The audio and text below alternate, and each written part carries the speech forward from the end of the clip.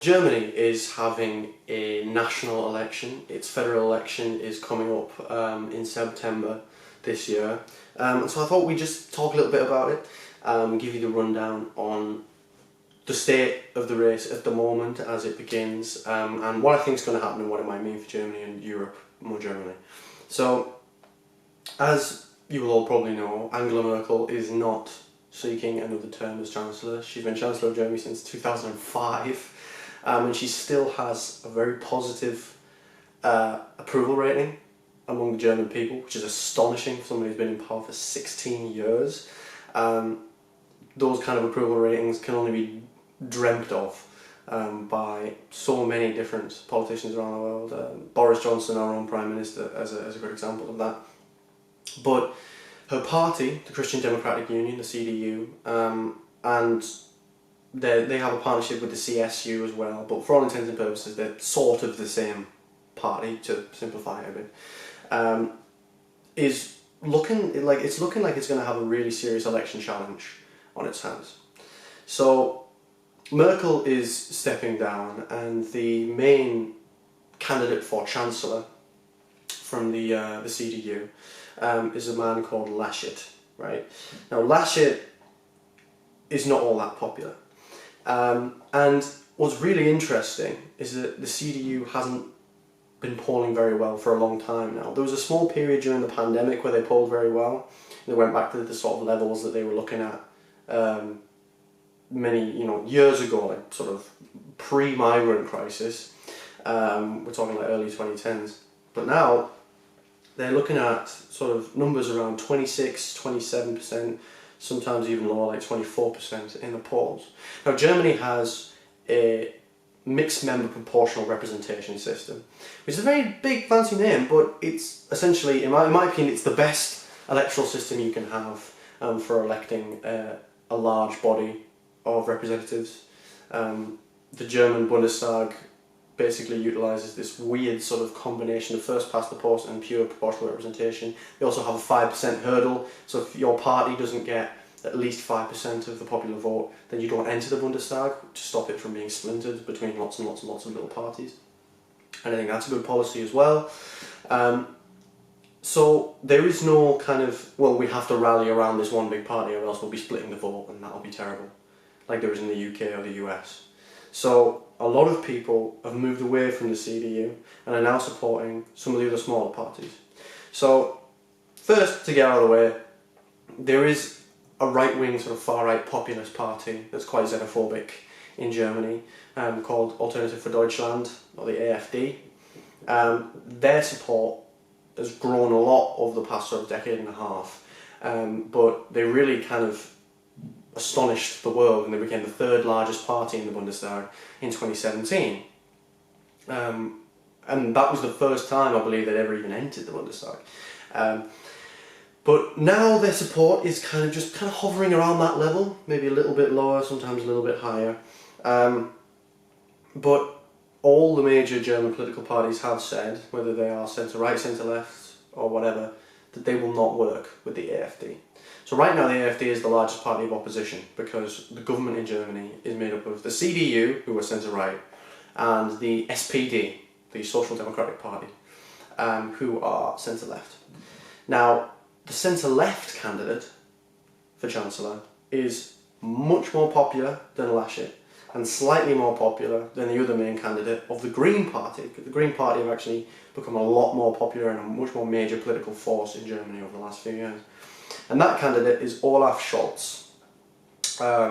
He was the favourite to become leader of the Social Democrats a couple of years ago, but he was actually beaten by two left-wing challengers, like more left-wing kind of, from the more left-wing factions of the SPD. But they have put their support fully behind Scholz as the candidate to become Chancellor. And it does seem to be pretty much all up in the air. So we have the Greens in this latest poll on 18%, the Social Democrats on 18% as well, the Christian Democratic Union on 26%, the Free Democratic Party, who are sort of liberal, centrist, sort of market-oriented party, on 12%, Alternative for Deutschland on 11%, and Die Linke, or the left, on 7%. So what this means is there is absolutely no way that we're going to have a situation where there are two parties in a coalition. There are going to be multiple. So it can't just be as it currently is, which is the CDU and the SPD, who are historic sort of rivals, but in 2005 they kind of put those rivalries aside and started working together. It can't just be them two. They'll have to work with others. I think the SPD definitely shouldn't stick with the CDU because, you know, the Merkel magic has gone, first of all. But second, their support is going to continue to wane if they keep being associated with sort of technocratic, slightly conservative but also a little bit liberal policies. The SPD needs to embrace a bit more economic radicalism. So Scholz, I think, is definitely not in that vein of the party, but the joint leaders, the co-leaders of the SPD are. So it'll be interesting to kind of see what they do with that. I think a traffic light coalition, as it's sometimes called, between the SPD, the FDP and the Greens would probably be the best. Now, if you have paid attention to that poll closely, you'll know that all of their numbers combined doesn't get them to 50%, so they wouldn't be able to command a majority in the Bundestag. However, they sort of would be able to anyway, because they're not that dissimilar in some of their general values, those three parties. And if they wanted to implement policy that was a little bit more conservative, the CDU would vote for it. If they wanted to implement policy that was more left-wing, the left would vote for it, and that would, you know, boost them up to a majority of support in the Bundestag. So I think that is probably the best kind of coalition that we can hope for from this election. Climate change is a huge issue in the election, and we'll see how that kind of manifests in support. The Greens were actually the most popular party in the polls for a little while, last year and I believe the year before as well, but they've been slipping a lot in the polls, so it'll be interesting to see what happens. Even if the SPD gains a few points, it will still be one of their worst results in the history of the party, and the same goes for the CDU.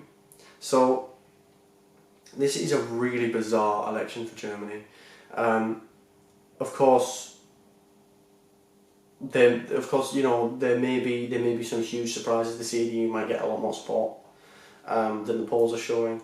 The AfD might surprise everyone and get a lot more support. Who knows? But I think it's important that we recognise where the parties stand on climate change, which obviously is a big issue because of all the flooding in Germany at the moment. And obviously the Greens have the best policies. They want to achieve carbon neutrality much quicker than the other parties. I believe their target is 2040, which is still inadequate, but much better than the CDU, for example, who want 2050. The AfD don't really seem to care very much about that issue, and I'll be honest, I'm not entirely sure where they stand on where they want that, when they want Germany to become carbon neutral. But you know, they're a party whose main focus is on issues of immigration and refugees and kind of cultural things like that. The FDP wants to just kind of encourage the market to sort it out, which is a terrible idea. And the SPD wants to achieve carbon neutrality by 2045. As for what the left wants to do, again, I'm not entirely certain on their policies. But I believe they want to reach carbon neutrality by at least 2045 as well. So there is a consensus that something has to be done, but currently Germany is not doing nearly enough, not even to get to that 2050 target. So we'll have to wait and see. I think that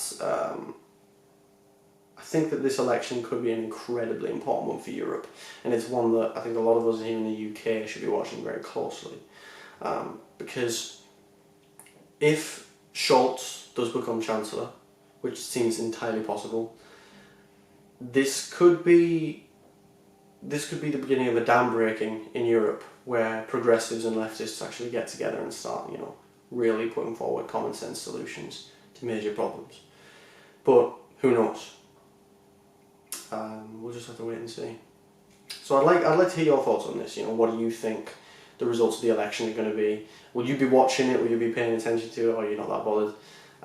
And do you think, who do you think is going to be the party who ends up coming out on top here? It's probably going to be the CDU, but who knows?